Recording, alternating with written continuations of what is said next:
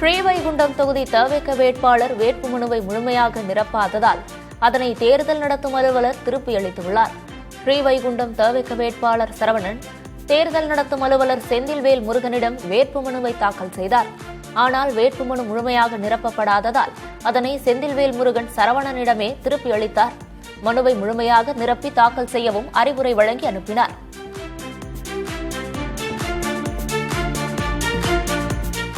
கோவை சிங்காநல்லூர் தொகுதி அதிமுக வேட்பாளர் ஜெயராம் நடனமாடி வாக்கு சேகரித்தார். தமிழ்நாட்டில் சட்டமன்ற தேர்தல் நெருங்கும் நிலையில் பல்வேறு கட்சிகளின் வேட்பாளர்கள் தீவிர வாக்கு சேகரிப்பில் ஈடுபட்டுள்ளனர். இந்நிலையில் கோவை மாவட்டம் கீழமேடு பகுதியில் அதிமுக வேட்பாளர் ஜெயராம் பொதுமக்களிடம் வாக்கு சேகரித்தார்.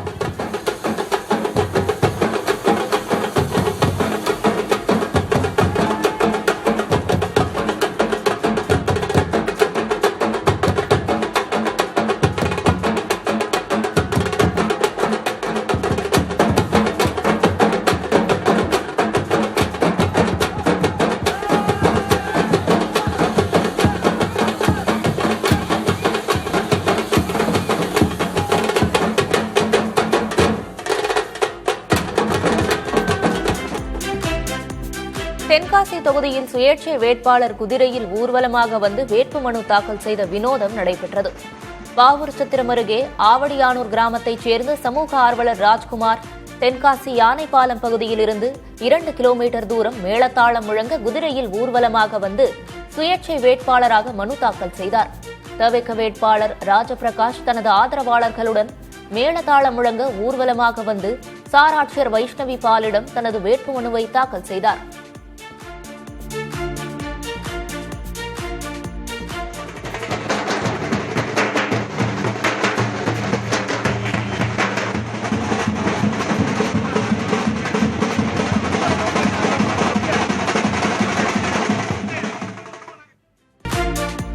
திருச்சி கிழக்கு தொகுதியில் அதிமுக சார்பில் போட்டியிடும் வேட்பாளர் ராஜசேகரன் பாலக்கரையில் உள்ள மாநகராட்சி கோட்ட அலுவலகத்தில் வேட்புமனு தாக்கல் செய்தார். பின்னர் செய்தியாளர்களை சந்தித்த அவர் தவிக தலைவர் விஜய் பனையூரில் முடங்கி கிடக்கிறார் என்றும் பெரிய மனிதர்களுடைய கல்யாணம் காதுகுத்து வளைகாப்பு நிகழ்ச்சிகளுக்கு தான் செல்வார் என்றும் விமர்சித்தார்.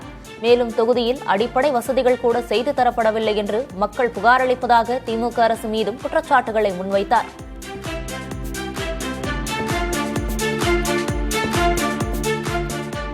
மயிலாடுதுறை சட்டமன்ற தொகுதி காங்கிரஸ் வேட்பாளரை எதிர்த்து அக்கட்சி நிர்வாகிகள் போர்க்கொடி தூக்கியுள்ளனர். மயிலாடுதுறை தொகுதியில் காங்கிரஸ் சார்பில் தஞ்சாவூரைச் சேர்ந்த ஜமால் முகமது யூனிஸ் போட்டியிடுகிறார். இந்நிலையில் தொகுதிக்கு சம்பந்தமில்லாதவர் வேட்பாளராக அறிவிக்கப்பட்டதற்கு மயிலாடுதுறை காங்கிரஸ் நிர்வாகிகள் அதிருப்தி தெரிவித்துள்ளனர். வேட்பாளரை புறக்கணிப்பதாக கூறி ஆர்ப்பாட்டத்தில் ஈடுபட்டனர். மண்ணின் மைந்தரையே வேட்பாளராக நியமிக்க வேண்டும் எனவும் வலியுறுத்தினர்.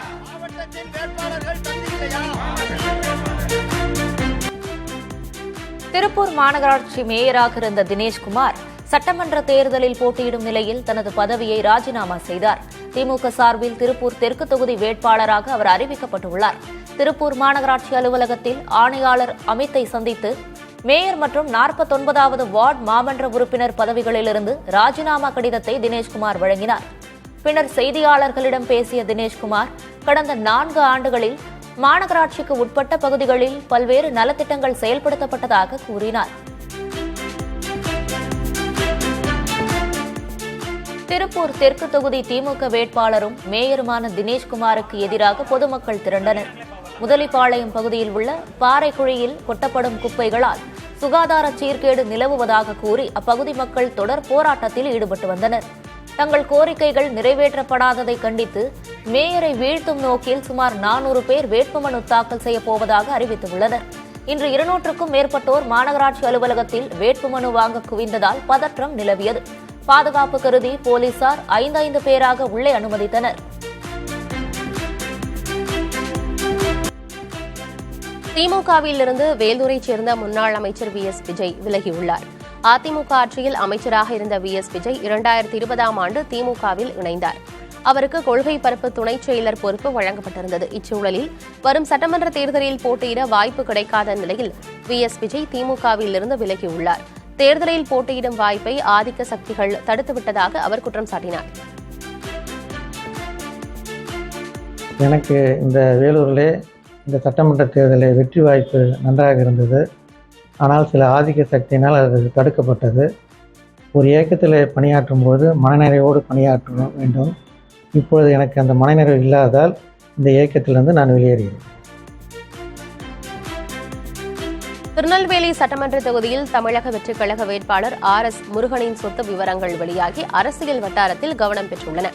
அவர் தாக்கல் செய்திருக்கும் வேட்புமனுவில் முருகன் பெயரில் 10 லட்சம் ரூபாய் ரொக்கம், 1500 கிராம் தங்கம், 2000 கிராம் வெள்ளி உள்ளிட்ட 2.51 கோடி ரூபாய் மதிப்பிலான அசையும் சொத்துக்கள் மற்றும் 16.50 கோடி ரூபாய் மதிப்பிலான அசையா சொத்துக்கள் இருப்பதாக குறிப்பிடப்பட்டுள்ளது.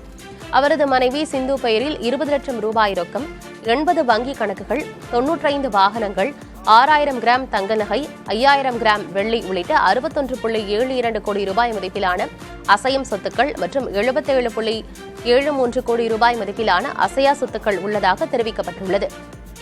முன்னதாக அதிமுகவில் இருந்த முருகன் பின்னர் திமுகவில் இணைந்து சீட் கிடைக்காத நிலையில் தமிழக வெற்றிக் கழகத்தில் இணைந்து திருநெல்வேலி தொகுதி வேட்பாளராக அறிவிக்கப்பட்டுள்ளார்.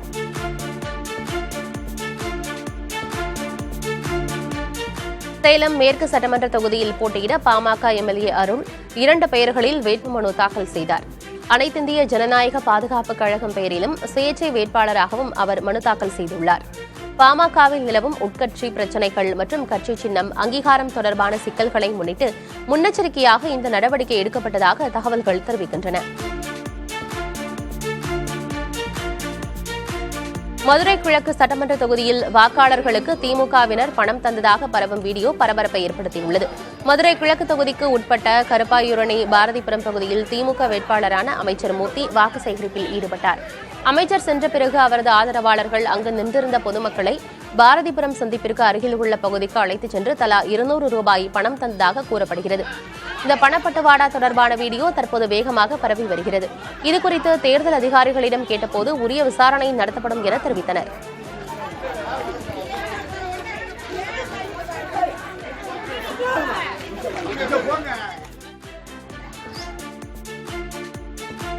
திருப்பூர் மாநகராட்சி மேயராக இருந்த தினேஷ்குமார் சட்டமன்ற தேர்தலில் போட்டியிடும் நிலையில் தனது பதவியை ராஜினாமா செய்தார். திமுக சார்பில் திருப்பூர் தெற்கு தொகுதி வேட்பாளராக அவர் அறிவிக்கப்பட்டுள்ளார். திருப்பூர் மாநகராட்சி அலுவலகத்தில் ஆணையாளர் அமித்தை சந்தித்து மேயர் மற்றும் 49வது வார்டு மாமன்ற உறுப்பினர் பதவிகளிலிருந்து ராஜினாமா கடிதத்தை தினேஷ்குமார் வழங்கினார். பிறகு செய்தியாளர்களிடம் பேசிய தினேஷ்குமார் கடந்த 4 ஆண்டுகளில் மாநகராட்சிக்கு உட்பட்ட பகுதிகளில் பல்வேறு நலத்திட்டங்கள் செயல்படுத்தப்பட்டதாக கூறினார். திருப்பூர் தெற்கு தொகுதி திமுக வேட்பாளரும் மேயருமான தினேஷ்குமாருக்கு எதிராக பொதுமக்கள் திரண்டனர். முதலிப்பாளையம் பகுதியில் உள்ள பாறைக்குழியில் கொட்டப்படும் குப்பைகளால் சுகாதார சீர்கேடு நிலவுவதாக கூறி அப்பகுதி மக்கள் தொடர் போராட்டத்தில் ஈடுபட்டு வந்தனர். தங்கள் கோரிக்கைகள் நிறைவேற்றப்படாததை கண்டித்து மேயரை வீழ்த்தும் நோக்கில் சுமார் 400 பேர் வேட்புமனு தாக்கல் செய்யப்போவதாக அறிவித்தனர். இன்று 200க்கும் மேற்பட்டோர் மாநகராட்சி அலுவலகத்தில் வேட்புமனு வாங்க குவிந்ததால் பதற்றம் ஏற்பட்டது. பாதுகாப்பு கருதி போலீசார் 5 பேராக உள்ளே அனுமதித்தனர். மயிலாடுதுறை சட்டமன்ற தொகுதி காங்கிரஸ் வேட்பாளரை எதிர்த்து அக்கட்சியின் நிர்வாகிகள் போர்க்கொடி தூக்கியுள்ளனர். மயிலாடுதுறை தொகுதியில் காங்கிரஸ் சார்பில் தஞ்சாவூரை சேர்ந்த ஜமால் முகமது யூனுஸ் போட்டியிடுகிறார். இந்நிலையில் தொகுதிக்கு சம்பந்தமில்லாதவர் வேட்பாளராக அறிவிக்கப்பட்டதற்கு மயிலாடுதுறை காங்கிரஸ் நிர்வாகிகள் அதிருப்தி தெரிவித்தனர். வேட்பாளரை புறக்கணிப்பதாக கூறி ஆர்ப்பாட்டத்தில் ஈடுபட்டனர். மண்ணின் மைந்தரையே வேட்பாளராக நியமிக்க வேண்டும் எனவும் வலியுறுத்தினர்.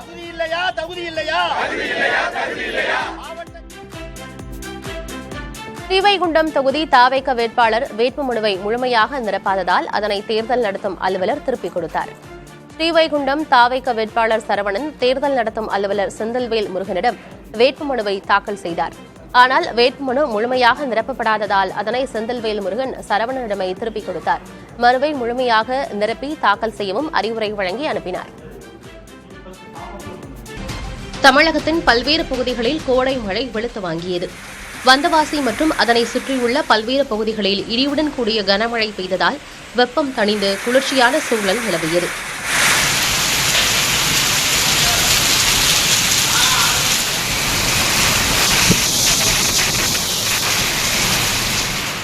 கடலூர் மாவட்டம் விருத்தாச்சலம், கம்மாபுரம், மங்கலம்பேட்டை, கருவேப்பிலங்குறிச்சி உள்ளிட்ட பகுதிகளில் கடந்த 1 வாரத்திற்கு மேலாக கடும் வெப்பம் நிலவியது. இந்நிலையில் திடீரென 1 மணி நேரத்திற்கும் மேலாக கனமழை பொழிந்தது. பெரம்பலூர் நகர் மற்றும் கிராம பகுதிகளில் சுமார் 1.5 மணி நேரம் இடைவிடாது மழை பெய்தது.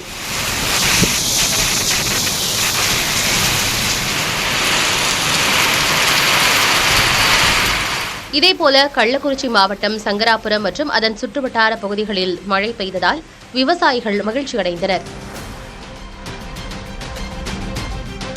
நெல்லை மாவட்டம் மணிமுத்தாறில் சூறை காற்றுடன் பெய்த மழையால் வெப்பம் தணிந்து குளிர்ச்சியான சூழல் நிலவியது. நெல்லை மாவட்டத்தில் கடந்த சில நாட்களாக வெப்பத்தின் தாக்கம் அதிகமாக நிலவியது. இந்நிலையில் மேற்கு தொடர்ச்சி மலையடிவார பகுதியான மணிமுத்தாறு மற்றும் சுற்றுவட்டார பகுதிகளில் சூறை காற்றுடன் மழை பெய்தது. இதனால் வெப்பம் தணிந்து குளிர்ச்சி நிலவியதால் மக்கள் மகிழ்ச்சியடைந்தனர். கொடைக்கானல் மலைப்பகுதிகளில் பெய்த மழையால் சுற்றுலா பயணிகள் மகிழ்ச்சியடைந்தனர். தமிழ்நாட்டில் கோடை காலம் தொடங்கியுள்ள நிலையில் பல்வேறு மாவட்டங்களில் வெயில் சுட்டரித்து வருகிறது. இந்நிலையில் திண்டுக்கல் மாவட்டம் கொடைக்கானல் மற்றும் சுற்றுவட்டார பகுதிகளில் மழை பெய்தது. இதனால் அங்கு குளிர்ச்சியான சூழல் நிலவுகிறது. இயேசு கிறிஸ்து சிலுவையில் அறையப்பட்ட 3ஆம் நாள் உயிர்த்தெழுந்ததை நினைவுகூரும் ஈஸ்டர் திருநாள் தமிழகம் மற்றும் புதுச்சேரியில் உற்சாகத்துடன் கொண்டாடப்பட்டது. 40 நாட்கள் கடைபிடிக்கப்பட்ட தவக்காலம் நிறைவடைந்த நிலையில் நள்ளிரவு 12 மணி அளவில் அனைத்து கிறிஸ்தவ ஆலயங்களிலும் சிறப்பு திருப்பலிகள் மற்றும் ஆராதனைகள் தொடங்கின. ஆலயங்கள் அனைத்தும் வண்ண விளக்குகளால் அலங்கரிக்கப்பட்டு விழாக்கோலம் பூண்டிருந்தன. இதில் ஆயிரக்கணக்கான கிறிஸ்தவர்கள் குடும்பத்துடன் கலந்து கொண்டனர். உலக அமைதி வேண்டியும் மக்கள் நலம் பெற வேண்டியும் சிறப்பு பிரார்த்தனைகள் நடைபெற்றன. ஒருவருக்கொருவர் ஈஸ்டர் வாழ்த்துக்களை பகிர்ந்து கொண்டு தங்களது மகிழ்ச்சியை வெளிப்படுத்தினர். சென்னை காசிமேடு மீன் சந்தையில் இன்று விற்பனை களைகட்டியது. கடந்த வாரத்தை விட சில வகை மீன்களின் விலை சற்று குறைந்திருந்தது. வஞ்சிரம் கிலோ 1280 ரூபாய்க்கும், வெள்ளை வௌவால் 1350 ரூபாய்க்கும் விற்பனையான நிலையில் இறால் மற்றும் நண்டு விலையில் சிறு ஏற்ற இறக்கங்கள் காணப்பட்டன. வேளச்சேரி, தாம்பரம் உள்ளிட்ட நகரின் பல்வேறு பகுதிகளிலிருந்து வந்த பொதுமக்கள் மீன்களை ஆர்வமோடு வாங்கி சென்றனர்.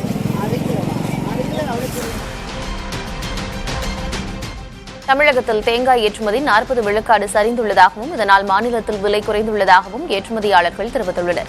போர் பதற்றத்தால் தமிழகத்திலிருந்து தேங்காய் ஏற்றுமதி செய்வது முற்றிலும் பாதிக்கப்பட்டுள்ளது. கடந்த 2024-25 ஆண்டில் 43 லட்சம் டன் தேங்காய் தமிழகத்திலிருந்து ஏற்றுமதி செய்யப்பட்டது. இதில் கிட்டத்தட்ட 40 விழுக்காடு அளவுக்கு தேங்காய் ஏற்றுமதி பாதிக்கப்பட்டுள்ளது. போர் தொடங்குவதற்கு முன்பாக தமிழகத்தில் 1 கிலோ தரமான தேங்காய் 62 ரூபாய்க்கு விற்பனையான நிலையில் தற்போது 52 ரூபாய்க்கு விற்பனையாவதாக ஏற்றுமதியாளர்கள் தெரிவிக்கின்றனர். இதனால் உள்ளூரிலும் தேங்காய் விலை குறைந்துள்ளது.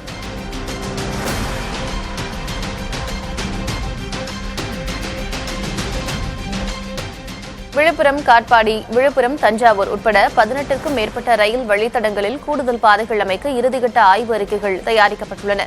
தெற்கு ரயில்வேயில் தமிழகம், ஆந்திரா, கேரளாவை இணைக்கும் முக்கிய வழித்தடங்களில் கூடுதல் ரயில் பாதைகளை இணைத்து ரயில்களின் சேவையை அதிகரிக்க திட்டமிடப்பட்டிருக்கிறது. அதன்படி காட்பாடி, விழுப்புரம், சேலம், கரூர், திருச்சி, கரூர், கள்ளக்குறிச்சி, திருவண்ணாமலை உட்பட மொத்தம் 18க்கும் மேற்பட்ட வழித்தடங்களில் கூடுதல் பாதைகள் அமைக்க நடவடிக்கை எடுக்கப்பட்டுள்ளன. ரயில்வே ஒப்புதல் பெற்ற பின்னர் இந்த திட்டங்களை செயல்படுத்த விரிவான திட்ட அறிக்கை தயாரிப்பு பணிகள் மேற்கொள்ளப்பட்டு நிதி ஒதுக்கியதும் பணிகள் தொடங்கப்படும் என்று அதிகாரிகள் தெரிவித்துள்ளனர். மதுராந்தகம் அருகே கிணற்றில் மூழ்கி 3 பேர் உயிரிழந்த சம்பவம் சோகத்தை ஏற்படுத்தியுள்ளது.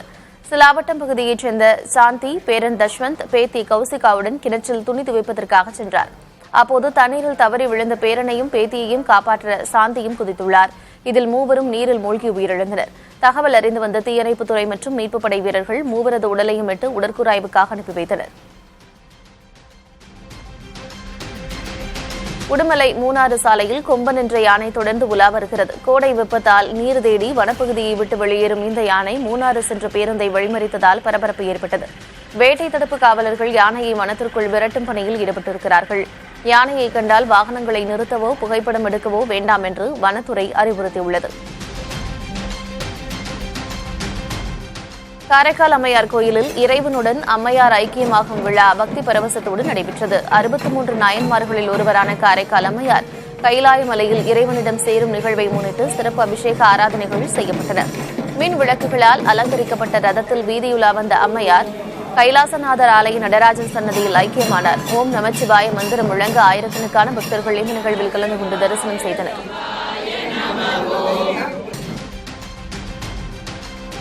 மதுரை திருப்பரங்குன்றம் சுப்பிரமணிய சுவாமி கோயிலில் பங்குனி பெருவிழாவின் சிகர நிகழ்ச்சியான தேரோட்டம் கோலாகலமாக நடைபெற்றது.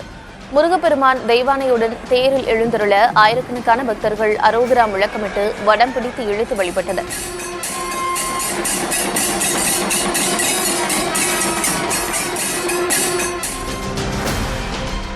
ஈரோட்டின் அடையாளமாக திகழும் மாரியம்மன் கோயில்களில் கம்பம் எடுத்தல் விழா கோலாகலமாக நடைபெற்றது. பெரிய மாரியம்மன், நடு மாரியம்மன் மற்றும் காரைவாய்க்கால் மாரியம்மன் ஆகிய கோயில்களிலிருந்து கம்பங்கள் எடுக்கப்பட்டு நகரின் முக்கிய வீதிகள் வழியாக ஊர்வலமாக எடுத்து வரப்பட்டன. இறுதியில் காளிங்கராயன் வாய்க்காலுக்கு கொண்டு செல்லப்பட்ட முறைப்படி பூஜை செய்யப்பட்டது. ஆயிரக்கணக்கான பக்தர்கள் திரண்டதால் ஈரோடு மாநகரமே விழாக்கோலம் கொண்டது.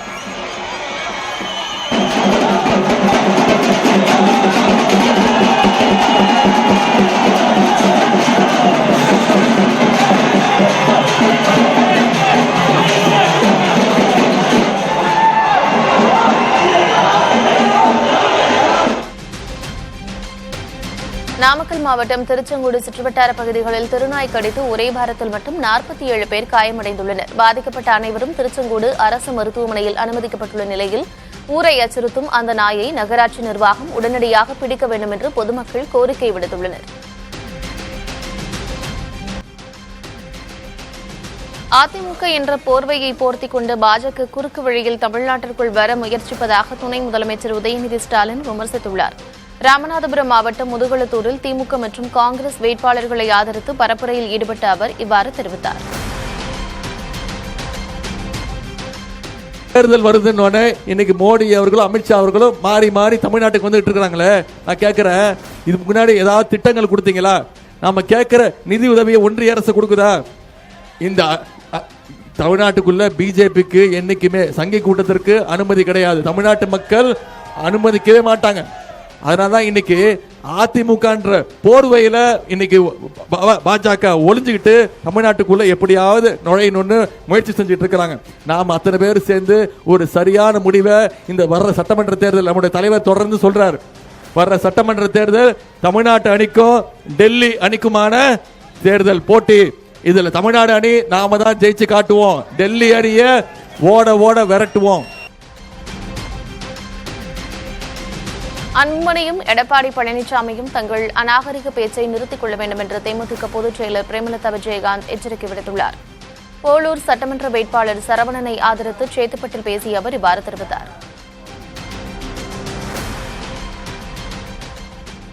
உன்னால முடிஞ்சா உன் வேட்பாளர் என்ன செய்வாங்க, மக்களுக்கு என்ன செய்வீங்கன்றத சொல்லுங்க. அதை விட்டுட்டு எங்க கட்சியையும் இன்னைக்கு கூட்டணியில் இருக்கிற திமுகவையும் கலைஞரைய குடும்பத்தையும் இன்னைக்கு வேட்பாளரையும் தரைக்குறைவா பேசுனீங்கன்னா மக்களே ஒண்ணு அடிச்சு விரட்டுவாங்க. தமிழ்நாட்டம் புரிஞ்சுங்க. நாங்க ரொம்ப கண்ணியத்தோட பேசிட்டு இருக்கோம். ரொம்ப ரொம்ப கண்ணியமான கட்சி. தேர்தலில் போட்டியிடாமல் திருமாவளவனை வாபஸ் பெற வைக்கும் எல்லா முயற்சியிலும் திமுக ஈடுபடுவதாக தமிழக பாஜக முன்னாள் தலைவர் அண்ணாமலை குற்றம் சாட்டியுள்ளார். புதுச்சேரி மணவெளியில் பரப்புரைக்கிடையே புதிய தலைமுறைக்கு பேட்டியளித்த அவர் திமுக தனி பெரும்பான்மையுடன் ஆட்சிக்கு வராது என்று திருமாவளவன் நினைப்பதாக தெரிவித்தார். இந்த முறை திமுக தனி மெஜாரிட்டி வராது என்பதை திருமாவளவன் அவர்கள் சூசகமா சொல்றார். அதனாலதான் அவரு போட்டி போடுறார். ஒருவேளை திமுக தனி மெஜாரிட்டி வரலினா துணை முதலமைச்சர் கேட்கலாம், அந்தஸ்து கேட்கலாம். அதனால இன்னைக்கு திமுகவுக்கு பயம். கூட்டணி கட்சியினுடைய ஒரு எம்பியாக இருக்கக்கூடிய தலைவர் அவரு போட்டியிடுவதற்கான காரணத்தை சொல்றாரு. இந்த முறை அரசியல் சூழல் மாறும்னா என்ன அர்த்தம்? திமுக ஆட்சிக்கு வராது, ஒருவேளை வந்தாலும் தனி மெஜாரிட்டி வரமாட்டாங்க. அதனாலதான் திமுக கூட்டணியில திருமாவளவன் அவர்களை வாபஸ் பெறுவதற்கான எல்லா முயற்சி எடுக்கிறாங்க. இதிலிருந்தே மக்களுக்கு தெரியும் தமிழகத்தில் எப்பொழுதும் திமுகவினுடைய கூட்டணி ஆட்சிக்கு வராது என்பது திருமாவளவன் அவர்கள் போட்டியிடும் பொழுதே நமக்கு தெரியும். திருமாவளவன் தோத்தா எம்பி, ஜெயிச்சா தானே எம்எல்ஏ. அந்த தைரியத்துல தான் திருமாவளவன் போட்டிடுறாங்க. முதல்வரும் உதயநிதி ஸ்டாலினும் அழுத்தம் கொடுத்ததால் திருமாவளவன் தேர்தலில் போட்டியிடவில்லை என்று அறிவித்துள்ளதாக தாவேகவின் ஆதவர்ஜுனா குற்றம் சாட்டியுள்ளார். சென்னை வில்லிவாக்கத்தில் நடைபெற்ற பரப்புரை கூட்டத்தில் பேசிய அவர் திருமாவளவன் தேர்தலில் போட்டியிட வேண்டும் என்பது தனது தனிப்பட்ட விருப்பம் என்று தெரிவித்தார். திரு உதயநிதி ஸ்டாலின் அவர்களுக்கு திருமாவளவன் நாளை எலெக்ஷனுக்கு அப்புறம் ஒரு காம்படிஷனா இருப்பார்னு சொல்லிட்டு முதலமைச்சரே ஸ்ட்ரைட்டா பேசி, சபரீஷ் அவர்கள் ஸ்ட்ரைட்டா பேசி, உதயநிதி சைட்டா அவர் பேசி அவர் டிக்ளேர் பண்ணத திருமாவளவன் அவர்கள் எம்எல்ஏ எலெக்ஷன் நிக்கல கூடாதுன்னு அவருக்கு அழுத்தம் கொடுத்து அவர் வித்ரா பண்றதுக்கான வேலையை பண்ணிட்டு இருக்காங்க. இன்னொரு கட்சி தலைவரையே எம்எல்ஏ எலெக்ஷன்ல வித்ரா பண்ற அளவுக்கு இன்னைக்கு முதலமைச்சர் ஸ்டாலின் இருக்காருன்னா, தலித் மக்களுடைய உணர்வா இருக்கக்கூடிய அண்ணன் திருமாவளவனுக்கே இந்த நிலைமை அப்படின்னா, இதுக்கு மேல நான் ஜனநாயகத்தை பத்தி சொல்ல வேண்டிய அவசியம் இல்லை. அண்ணன் திருமாவளவன் சட்டசபை தேர்தலில் போட்டியிடணும், தலித் சகோதரர்களோட குரலா இருக்கணுங்கிறது நாங்கள் ஒரு தனிப்பட்ட கருத்தை நான் சொல்றேன்.